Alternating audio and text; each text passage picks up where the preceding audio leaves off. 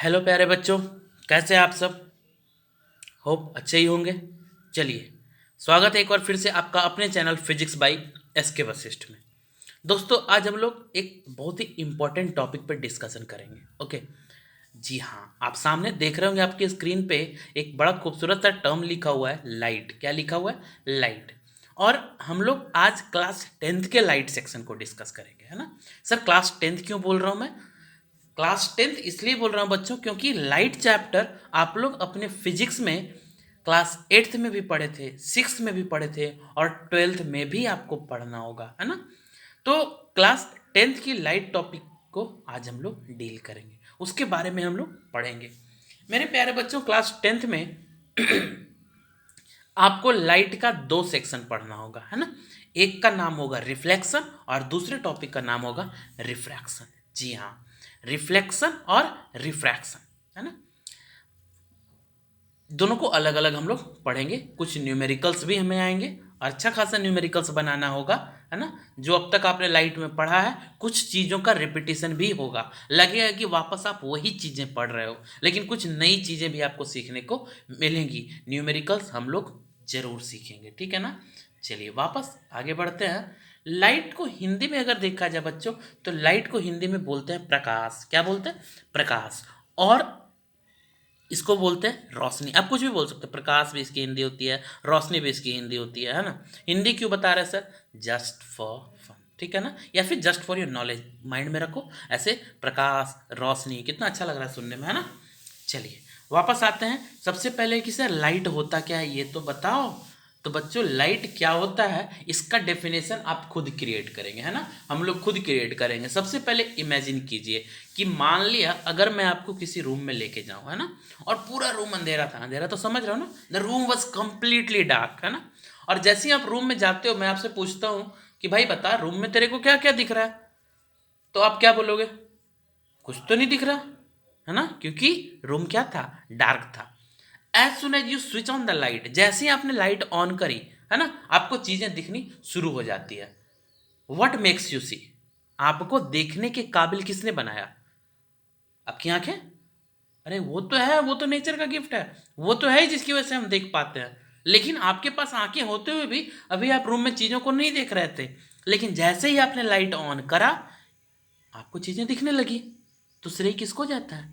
Sir light को। Credit किसको जाता है? सर रोशनी को। किसको गया? सर प्रकाश को। अरे वाह, अब समझ में आया। मतलब लाइट ने आपको दिखने में हेल्प करा। Light helped you in seeing the objects, है ना। अब बताइए, मीन्स लाइट ने आपको कैपेबल बना दिया चीजों को देखने के लिए। आपके अंदर एक एबिलिटी प्रोड्यूस कर दी देखने की, है ना। तो आप कह सकते हैं कि सर ये एबिलिटी प्रोड्यूस करता है, मतलब हम कह सकते हैं कि लाइट क्या है? ऊर्जा है। क्या है? ऊर्जा है। ऊर्जा बोले तो energy. What is it? Light is energy. अब लाइट एक फॉर्म ऑफ एनर्जी अगर हो गया, इसका मतलब आपको देखने की सेंसेशन को ये प्रोड्यूस कर रहा था। तो सर डेफिनेशन तो आ रहा है माइंड में, सर आ रहा है, आ रहा है, खोजो खोजो खोजो। तो क्या आता है डेफिनेशन? कि sir light is a form of energy. Light क्या है? एक एनर्जी का फॉर्म है जो कि सेंसेशन प्रोड्यूस करता है। किसकी? साइट की। कहाँ? हमारे आंखों में। हमारे आंखों में means light is a form of energy which produces the sensation of sight in our eyes. This is the definition of light. ये लाइट का डेफिनेशन हो गया मेरे प्यारे बच्चों। अब हम लोग कह सकते हैं कि सर अगर एनर्जी है तो ना तो उसको क्रिएट किया जा सकता है और ना ही डिस्ट्रॉय। क्यों? सर कंजर्वेशन ऑफ एनर्जी ही तो बोलता है। तो मैंने लिख दिया यहाँ पे सिंपल सा फैक्ट कि since light is a form of energy, it can neither be created nor be destroy. ना तो इसको आप क्रिएट कर सकते हो और ना ही डिस्ट्रॉय कर सकते हो, है ना। अब सवाल आता है कि सर लाइट अगर फॉर्म ऑफ एनर्जी है ना, तो ये हम तक पहुंचता है कि नहीं? मान लिया सनलाइट है, हम तक पहुंचता है। सोर्स ऑफ लाइट, जैसे मान लिया बल्ब स्विच ऑन करते हो तो बल्ब से लाइट हमारे आंखों तक पहुंचती है और सारे ऑब्जेक्ट्स के पास पहुंचता है। तो वो कैसे पहुंचता है? किस नेचर का होता होगा? कैसे? कोई गाड़ी से जाता है या ऑटो रिजर्व करके जाता है या फिर किस कोई पैकेट में मूव करता है? कैसे मूव करता है? चल के जाता है? कैसे जाता है ना? ये सवाल उठता है हमारे पास। तो हम लोग लाइट के नेचर के बारे में पढ़ेंगे, है ना। इसकी डिटेल्ड स्टडी आपको 12th में करनी है ना। लेकिन मैं सिर्फ आपके इंट्रोडक्शन के लिए बता दूं कि लाइट का नेचर कैसा होता है। तो मेरे प्यारे बच्चों, लाइट दो नेचर कंटेन करता है, एक वेव नेचर और दूसरा पार्टिकल नेचर। वेव नेचर और पार्टिकल नेचर। जी हाँ मेरे प्यारे बच्चों, वेव नेचर लाइट का किसके द्वारा दिया गया था? क्रिश्चियन हाइजेंस, है ना। क्रिश्चियन हाइजेंस ने 1678 में लाइट के बारे में ये बतलाया था कि वो वेव नेचर कंटेन करता है। अब ये मत पूछना कि वेव क्या होता है, इसकी स्टडी आप क्लास 9th में कर चुके हो, है ना। अगर आपको उसकी जानकारी लेनी है तो आप क्लास 9th का लेक्चर देख लेंगे, है ना। आगे बढ़ते हैं। तो लाइट वेव नेचर कंटेन करता है, लेकिन सर आइजैक न्यूटन ने भी ये भी बताया था कि लाइट जो है सो पार्टिकल नेचर कंटेन करता है। कितने में? 1700 ईस्वी में, है ना। 1700 ईस्वी में ये पता लगा कि लाइट पार्टिकल नेचर कंटेन करता है, और 1678 में ये पता लगा कि लाइट वेव नेचर कंटेन करता है ना। और दोनों की सत्यता साबित हुई। इससे ये कंफर्म हुआ कि लाइट दोनों नेचर कंटेन करता है, वेव नेचर भी और पार्टिकल नेचर भी, जिसको बाद में हम लोग ड्यूअल नेचर ऑफ लाइट पढ़ेंगे। क्या पढ़ेंगे? ड्यूअल नेचर ऑफ लाइट के बारे में हम लोग उसकी स्टडी करेंगे, है ना। चलिए, वो अभी आपका टॉपिक नहीं है, हम लोग हायर क्लासेज में पढ़ेंगे। चलिए, वेव नेचर में मैं ये बता दूं कि लाइट वेव का जो नेचर होता है वो इलेक्ट्रोमैग्नेटिक ट्रांसवर्स वेव होता है ना। सिंपली आप जानिए कि लाइट कैसा वेव होता है? इलेक्ट्रोमैग्नेटिक ट्रांसवर्स वेव होता है ना। क्या होता है इलेक्ट्रोमैग्नेटिक वेव, क्या होता है ट्रांसवर्स वेव, ये आप जानते हैं, ठीक है ना, बताया गया था। इलेक्ट्रोमैग्नेटिक वेव्स के बारे में आप डिटेल्ड जानकारी आगे लेंगे। इलेक्ट्रोमैग्नेटिक वेव के बारे में आप आगे डिटेल्ड जानकारी लेंगे, है ना। मैं इंपॉर्टेंट फैक्ट आपको रिगार्डिंग इलेक्ट्रोमैग्नेटिक वेव बता दूं कि इनको चलने के लिए, इलेक्ट्रोमैग्नेटिक वेव्स को ट्रेवल करने के लिए मीडियम की ज़रूरत नहीं होती है। वो वैक्यूम में भी ट्रेवल कर सकते हैं। कौन? Electromagnetic waves. और लाइट कैसा वेव? Sir electromagnetic. तो क्या वो वैक्यूम में चल सकता है? यस सर, बिल्कुल। तो मैंने कह दिया कि since light is an electromagnetic wave they does not require a material medium for its propagation, इसलिए उनको मीडियम की ज़रूरत नहीं होती है। और हम लोग कह सकते हैं कि it is a type of non mechanical wave. क्यों? क्योंकि आपने साउंड चैप्टर में पढ़ा था कि वैसे वेव्स जिनको मीडियम की आवश्यकता हो मैकेनिकल वेव्स कहलाते हैं, और वैसे वेव्स जिनको मीडियम की आवश्यकता नहीं हो वो नॉन मैकेनिकल वेव्स कहलाते हैं। और लाइट को मटेरियल मीडियम की ज़रूरत नहीं पड़ती है ट्रैवलिंग के लिए, इसलिए ये कैसा वेव होगा? Non mechanical wave. और क्योंकि ये इलेक्ट्रोमैग्नेटिक वेव है इसलिए ये वैक्यूम में भी ट्रैवल कर सकता है। इसलिए मैंने इंपॉर्टेंट फैक्ट पे लिख दिया कि light can travel in vacuum. Light vacuum में भी ट्रैवल कर सकता है। यहाँ तक इसकी स्पीड वैक्यूम में सबसे ज़्यादा है बच्चों। इसकी स्पीड वैक्यूम में हाईएस्ट है, एंड दैट इज 3 × 10⁸ मीटर पर सेकेंड, है ना, जिसको हम लोग सी से डिनोट करते हैं। मीन्स आपने ये जाना सबसे पहले कि लाइट जो है सो वेव नेचर का भी है और पार्टिकल नेचर का भी है। और वेव नेचर में लाइट कैसा वेव है? तो सर इलेक्ट्रोमैग्नेटिक ट्रांसवर्स वेव है।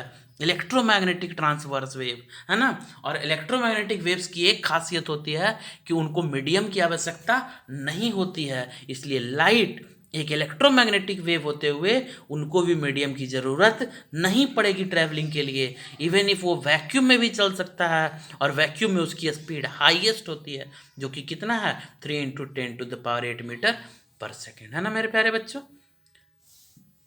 लाइट का एक इंपॉर्टेंट कैरेक्टरिस्टिक आप पढ़े थे, क्लास बचपन में भी पढ़े थे, आपने जूनियर सेक्शन में पढ़ा था आपने, जब 6 में आप लाइट पढ़ रहे थे तब आपको ये बताया गया था कि लाइट जब भी चलेगा तो हमेशा स्ट्रेट लाइन में चलता है। कैसे चलता है? स्ट्रेट लाइन में चलता है। और लाइट की इस प्रॉपर्टी को हम लोग क्या बोलते हैं? Rectilinear propagation of light. क्या बोलते हैं बच्चों? Rectilinear propagation of light. कोई पूछेगा आपसे कि what is rectilinear propagation of light, तो बोलेंगे कि light always travels in straight line and this property is called rectilinear propagation of light. जिसके लिए आपने वो वाला एक्सपेरिमेंट पढ़ा हुआ याद करो कि एक कैंडल जलाएंगे, फिर एक बड़ा सा सीधा पाइप लेंगे। अब वो पाइप जो पूरा हॉलो होगा, और उस पाइप के एक एंड से कैंडल के फ्लेम को देखने की कोशिश करो।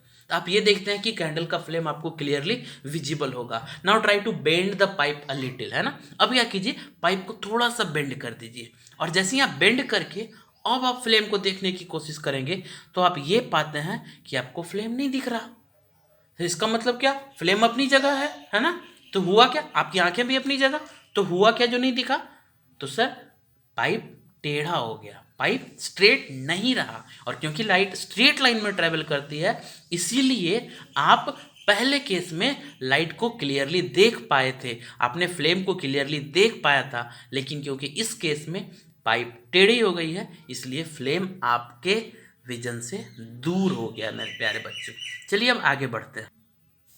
अब बारी आती है कि सर लाइट तो हम घर में पैदा नहीं कर सकते, नहीं ना, तो हमको लाइट किसी चीज़ों से मिलता होगा आपके डेली लाइफ में, है ना। तो आपके डेली लाइफ में जिन चीज़ों का यूज आप लाइट रिसीव करने के लिए करते हैं, या फिर जो चीज़ें आपको लाइट प्रोवाइड करती हैं, या फिर जिन चीज़ों का यूज आप लाइट रिसीव करने के लिए करते हैं, उसको हम लोग क्या बोलते हैं? Source of light. क्या बोलते हैं बच्चों? Source of light. उसको हम लोग बोलते हैं सोर्स ऑफ लाइट, है ना। सोर्स ऑफ लाइट बेसिकली दो टाइप का होता है ना। कौन कौन? Natural source and man made source. There are two types of source of light, natural source and man made source. Okay okay मेरे प्यारे बच्चों, नेचुरल सोर्स का एग्जांपल तो आप समझ सकते हैं, ये जनरल कॉन्सेप्ट कहता है कि natural source of light are the sun, stars, moon, जो नेचर ने हमको दिया है। Man made source of light जो मैन ने बनाया, टॉर्च, बल्ब, वो थॉमस अल्वा एडिसन, सुना तो होगा आपने, है ना। तो ये सारी चीज़ें इंसान ने बनाई इसलिए मैन मेड सोर्स, और जो चीज़ें भगवान ने हमको दी और उसका लाइट हम लोग यूज करते हैं, they are called natural source. चलिए आगे आपके सामने एक टर्म दिख रहा है, classification of objects on the basis of their behaviour with light, है ना। मीन्स ऑब्जेक्ट्स लाइट के साथ कैसा बिहेव करते हैं उसके बेसिस पे ऑब्जेक्ट्स का क्लासिफिकेशन, उसके बेसिस पे हमने ऑब्जेक्ट्स को कैटेगराइज किया, है ना। बेसिस पे, किस बेसिस पे? कि उनका लाइट के साथ बिहेव कैसा होता है। सबसे पहला क्राइटेरिया हम लोग किया on the basis of emission of light, light के एमिशन के बेसिस पे, है ना। मीन्स लाइट एमिट करने के बेसिस पे, लाइट एमिट करने की कैपेसिटी के बेसिस पे।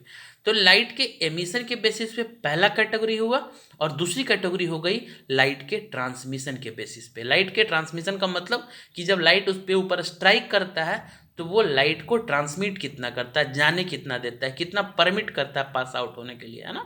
तो उसके बेसिस पे क्लासीफाई किया। तो दो टाइप्स का क्लासिफिकेशन, पहली क्लासिफिकेशन एमिशन के बेसिस पे और दूसरी क्लासिफिकेशन ट्रांसमिशन के बेसिस पे, है ना। एमिशन के बेसिस पे मेरे प्यारे बच्चों लाइट ने ऑब्जेक्ट्स को तीन ग्रुप में कैटेगराइज कर दिया। कौन कौन? The first one is luminous, है ना, the second one is non luminous and the third one is bioluminous, है ना। ट्रांसमिशन के बेसिस पे तीन प्रकार के, the first one is transparent, opaque and translucent. ये जो छह नाम आपके सामने दिख रहा है बच्चों, ये छह का नाम आपने सुना होगा, है ना।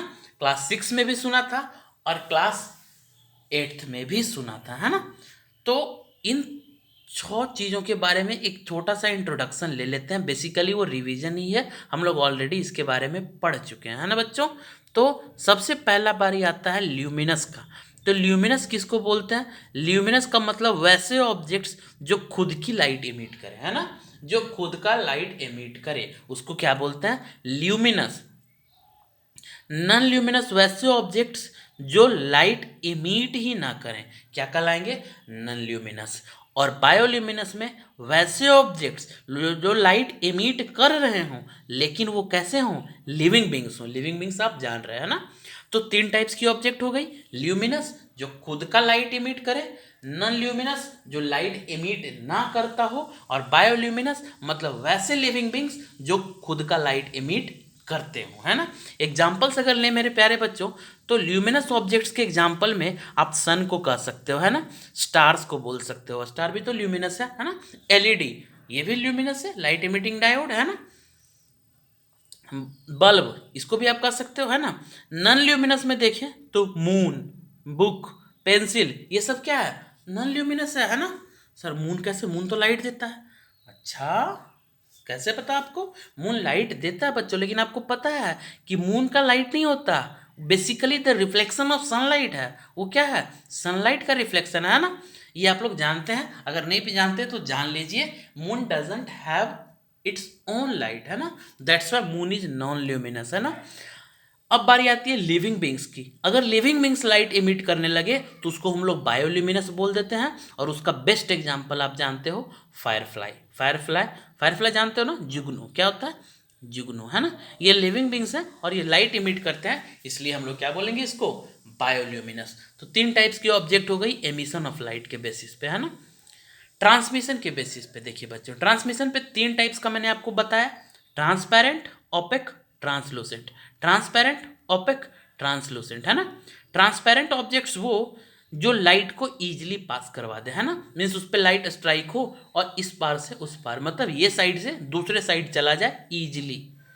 ओपेक वो जो ट्रांसमिट ही ना करवाए, जाने ही ना दे।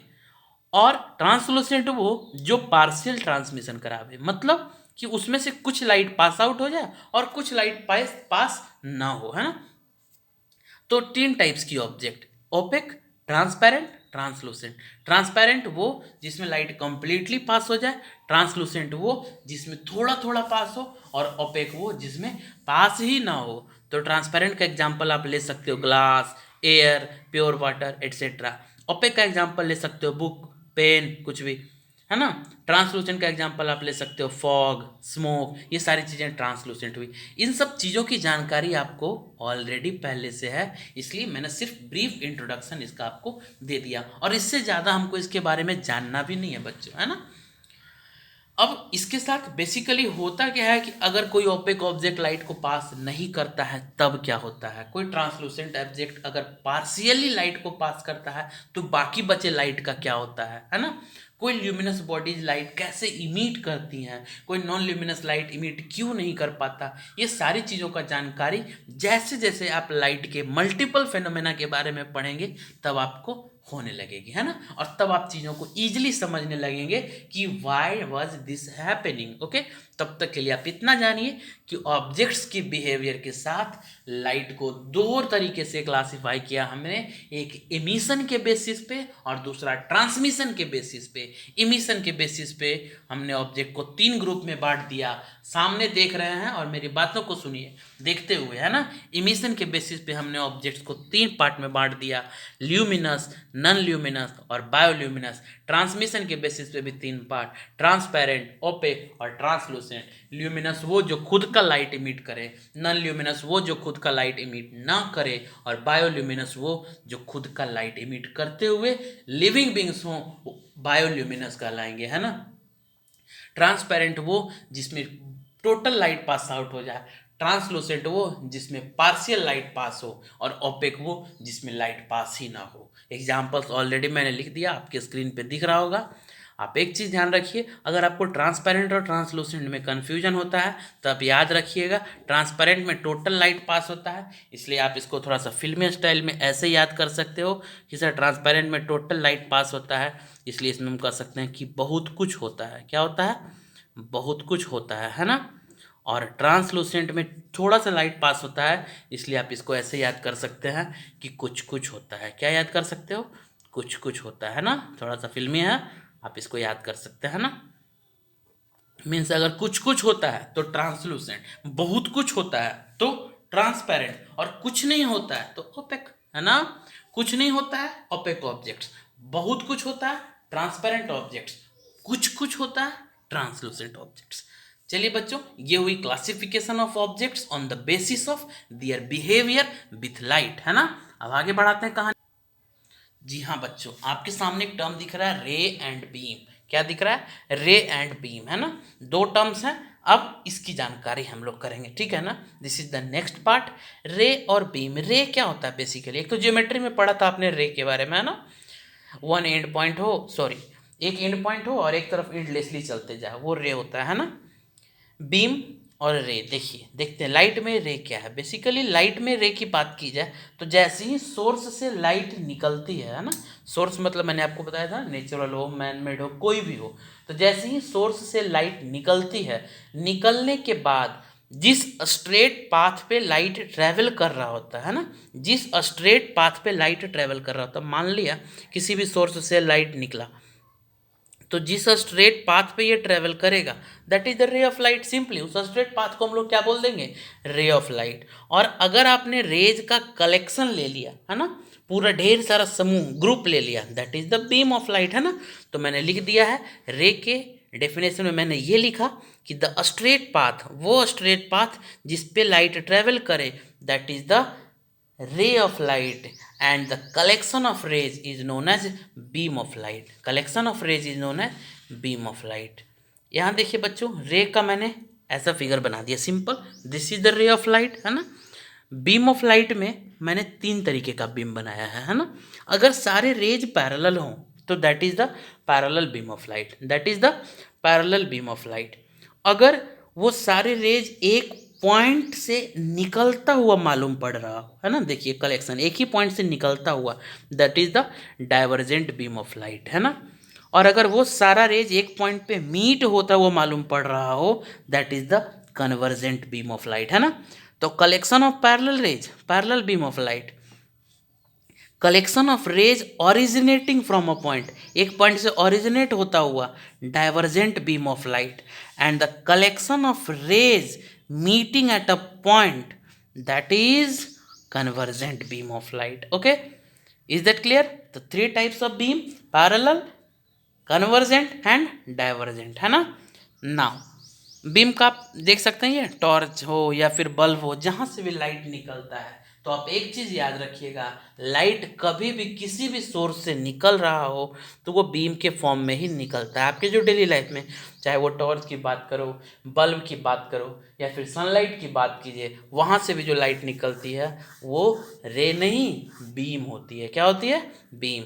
अब ये आप डिसाइड कीजिएगा अलग अलग केसेज में कि वो बीम कन्वर्जेंट है, डाइवर्जेंट है, या फिर पैरेलल है।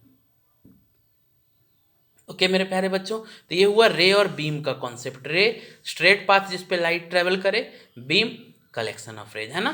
और उसके बेसिस पे आप वीडियो को पॉज कर करके नोट करना चाहें तो नोट बना सकते हैं, है ना। कोई डाउट हो, कोई भी दिक्कत हो तो आप कमेंट सेक्शन में मेरे से पूछ सकते हो, है ना। या फिर आपको अगर कहीं भी कोई डाउट हो तो मैं अपना व्हाट्सअप नंबर दे दे रहा हूँ, आप कभी भी मेरे से पूछ सकते हैं। I am available 24/7 for you, है ना। मैं हमेशा आपके लिए तैयार हूँ। जब भी कोई दिक्कत हो आप इस नंबर से मेरे से व्हाट्सएप पे पूछ सकते हैं, है ना।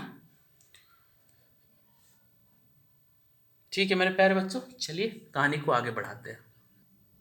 चलिए अब आते हैं सबसे पहले टॉपिक रिफ्लेक्शन ऑफ लाइट की ओर, है ना। जी हाँ, सही दिख रहा है आपको, रिफ्लेक्शन ऑफ लाइट। तो रिफ्लेक्शन ऑफ लाइट की बात की जाए तो आप जानते हैं इसके बारे में कि सर लाइट का आना, टकराना और लौट जाना, this is the reflection of light. तो हम ऐसा कर सकते हैं सिंपली कि sir the bouncing back of light is known as reflection of light. तो लिख दिया मैंने कि the bouncing back of light after striking a surface is known as reflection of light. जब भी कोई लाइट किसी सरफेस से टकरा कर वापस लौट जाती है, that is called the reflection of light. लेकिन ध्यान रखें, वो लौटना जो है सो सेम मीडियम में होना चाहिए, है ना, तभी वो लाइट रिफ्लेक्शन वाला फेनोमेना कहलाएगा, है ना। Means what is reflection of light? तो the bouncing of light in the same medium after striking a surface is known as reflection of light. Light का टकरा के सेम मीडियम में लौट जाने का फेनोमेना, लौट जाने का प्रोसेस क्या कहलाता है? Reflection of light. क्या कहलाता है? Reflection of light. जी हाँ बच्चों, अब हम लोग टाइप्स ऑफ रिफ्लेक्शन और लॉज ऑफ रिफ्लेक्शन की स्टडी करेंगे, लेकिन उससे पहले देखिए कि जब रिफ्लेक्शन होता है तो क्या क्या टर्म्स उससे रिलेटेड होता है ना, क्या क्या टर्म्स रिफ्लेक्शन के वक्त उभर कर सामने आता है, ये हम लोग देखते हैं। हाँ प्यारे बच्चों, आपके सामने एक स्क्रीन पे एक फिगर दिख रहा होगा, है ना। इस फिगर में आपको ये नजर आ रहा है कि ये एक सरफेस है। मान लिया सरफेस का नाम हमने लिया पी क्यू। क्या लिया? P Q. इस सरफेस पर ए पॉइंट से एक रे चलती है ना, एक रे चली, चलते चलते चलते चलते स्ट्राइक किया सरफेस पे, टकराता है सरफेस पे। किस पॉइंट पे? ओ पॉइंट पे। ओ पॉइंट पे टकरा कर वापस लौटेगा। क्या हुआ? रिफ्लेक्शन हुआ सर, वेरी गुड। अब टकरा के वापस लौटता है तो एक रे बन जाता है, कौन? O B. क्या बन जाता है? O B. तो देखिए जो रे आकर टकराया था वो क्या कहला गया? Incident ray. क्या कहला गया? Incident ray. जो रे टकरा कर लौटा था वो क्या कहलाएगा? Reflected ray. क्या कहलाएगा? Reflected ray. Very good. अब जिस सरफेस पे लाइट टकराता है, जिस सरफेस पे रे टकराया, उस सरफेस पे हम एक परपेंडिकुलर इमेजिन करते हैं। ये इमेजिनरी परपेंडिकुलर होता है, इसको हम लोग बोलते हैं नॉर्मल। क्या बोलते हैं? नॉर्मल। और एन से डिनोट करते हैं। क्या बोल दिया मैंने? नॉर्मल, है ना बच्चों। जी हाँ।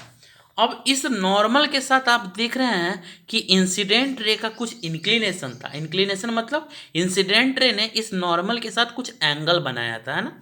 उसी हिसाब से रिफ्लेक्टेड रे ने भी इस नॉर्मल के साथ कुछ एंगल बनाया था, है ना।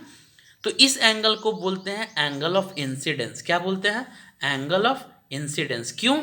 क्योंकि इसको किसने बनाया था? इंसिडेंट रे ने, इसीलिए एंगल ऑफ इंसिडेंस।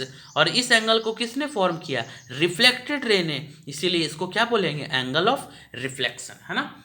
देखिए सारे टर्म्स जो उभर कर सामने आ रहा है, आपके पास कितने टर्म्स हुए? Incident ray, this one, the ray striking to the surface. Reflected ray, the ray bounced back after striking, टकराने के बाद जो लौटा वो reflected ray. Angle of incidence, तो जो इंसिडेंट रे ने नॉर्मल के साथ बनाया। एंगल ऑफ रिफ्लेक्शन, तो जो रिफ्लेक्टेड रे ने नॉर्मल के साथ बनाया, है ना। उसके बाद जिस पॉइंट पे लाइट रे टकराती है, that is point of incidence, this is point of incidence, है ना। ये हो गया पूरा इंसिडेंट सरफेस। अब एक चीज आप देख रहे होंगे कि ये इंसिडेंट रे सरफेस के साथ कुछ एंगल बनाता है, रिफ्लेक्टेड रे ने भी सरफेस के साथ कुछ एंगल बनाया। This is called angle of glance. इसको हम लोग क्या बोलते हैं बच्चों? एंगल ऑफ ग्लैंस, या कहीं कहीं आप ग्लैंसिंग एंगल भी लिखा हुआ देखेंगे, है ना। तो ध्यान दीजिए, लाइट का जब रिफ्लेक्शन वाला फेनोमेना टेक प्लेस कर रहा है, मीन्स व्हेन अ लाइट रे अंडरगोज रिफ्लेक्शन, व्हाट हैपेंस? तो सर द रे जो सरफेस पे टकराता है वो इंसिडेंट रे कहलाता है, जो टकरा के लौटता है रिफ्लेक्टेड रे कहलाता है। उसी पे एक इमेजिनरी परपेंडिकुलर ड्रॉ किया जाता है जो प्यार से नॉर्मल कहलाता है। नॉर्मल के साथ इंसिडेंट रे जो एंगल बनाता है वो एंगल ऑफ इंसिडेंस कहलाता है। नॉर्मल के साथ रिफ्लेक्टेड रे जो एंगल बनाता है वो एंगल ऑफ रिफ्लेक्शन कहलाता है। और दोनों रेज ने सरफेस के साथ जो एंगल बनाया वही आगे चल के एंगल ऑफ ग्लैंस कहलाया, है ना बच्चों। उम्मीद करते हैं आपको समझ में आया, है ना। देखिए अगर रिफ्लेक्शन के पूरे फिनोमेना के टर्म्स की बात की जाए तो सारे टर्म्स का नाम और डेफिनेशन मैंने लिख दिया है ना।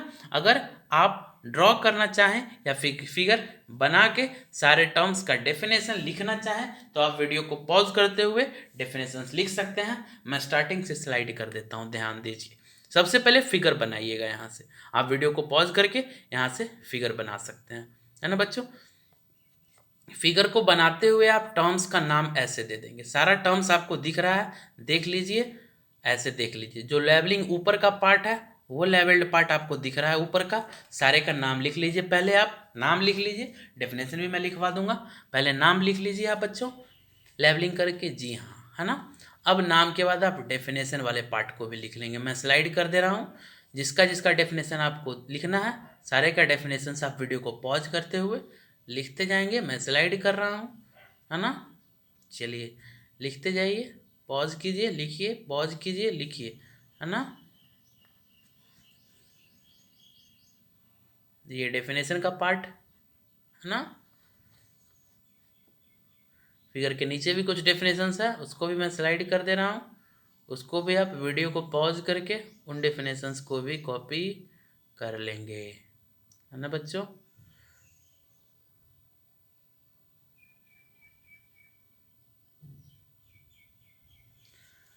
हाँ, तो यहाँ तक कॉपी करके आप नोट्स बना लेंगे, है ना मेरे प्यारे बच्चों। तो ये हो गया आपके रिफ्लेक्शन तक का पार्ट। इससे आगे हम लोग laws of reflection, types of reflection पढ़ते हुए इमेज फॉर्मेशन में प्रोसीड करेंगे।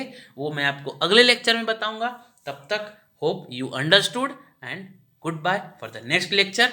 Thank you for watching. Okay, see you in the next lecture.